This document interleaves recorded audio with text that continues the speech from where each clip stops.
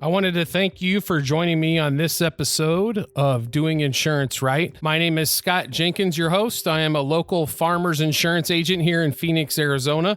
And today's topic I wanted to go over is one I get asked continuously by clients of mine, and that is if I'm renting a car, do I need to buy their insurance? This one has a couple different answers. So if we are in the United States, we're not going out of the United States. Here is when you do not need to buy the insurance company's insurance. If you do have full coverage on your current vehicle, which means you have a collision deductible and a comprehensive deductible, and the big part of that is collision deductible, then you do not need to purchase their insurance. There are a couple examples, though, of things they might ask for if you did get in an accident in their vehicle. The first one would be a loss of use because they cannot put that rental vehicle into service. So that is something they can go after. In most cases, the insurance companies are not going to go after that one, but that can be something, obviously, because that car would be out of commission to rent for, let's say, 3 weeks to a month. So a month worth of rental at $50 a day is 30 days times 50 is $1,500 that they cannot use that rental car. That is something they technically could go after. Most big insurance big rental car companies that are well established, that have a good reputation, are not going to sit there and get in a big old battle over loss of use. So that's just something to keep in mind. Now, if you do not have full coverage on any of your current vehicles, motorcycle insurance, by the way, does not count. It has to be some sort of car insurance. So full coverage includes comprehensive or collision deductibles. Then yes, you would need to purchase the rental car company's insurance to make sure you are covered if you do cause an accident in their vehicle. Let me repeat that real quick. If you do not have collision coverage on your vehicle or vehicles, then you do need to purchase the rental car company's coverage, because you will not be covered if you do cause an accident that is you are put at fault. So here is an example, though, of if you rent a vehicle and you do have full coverage on your vehicle, if you're going out of the country. So, for example, we live in Arizona.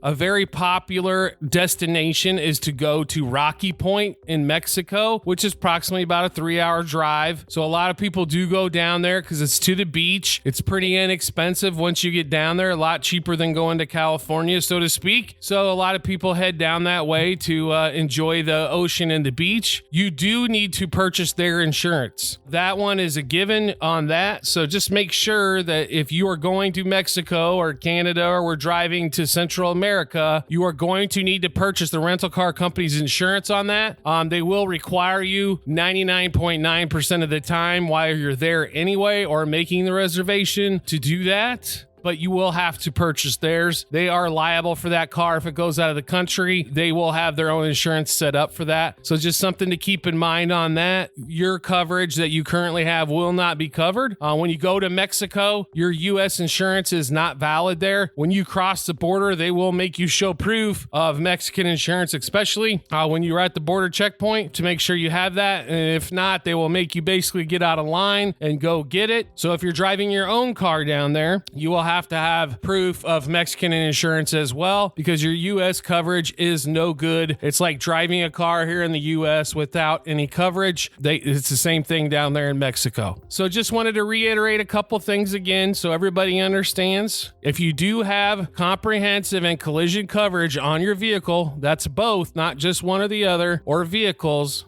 Or if you have multiple vehicles and only have it on one, for example, that's still valid. You do not need to purchase the rental car company's coverage. But if you do not have either of those, then you do need to purchase the rental car's coverage to make sure that you have coverage while driving the rental car. And if you are going out of the country, then you do need to make sure that you purchase that country's insurance, because your U.S. insurance through your insurance company is not valid in that other country. Same thing if you're over in Europe. When you rent a car over there, you will have to purchase insurance with the car because your coverage over here is not valid in Europe as well. well. So same type of thing. So I wanted to thank you for joining me on this episode of Doing Insurance Right. As always, if you could rate, review, or subscribe to any platform you're listening on, whether it be Apple or Google Play, or it would be Spotify or Stitcher, I would greatly appreciate it. And I look forward to seeing you in the next episode.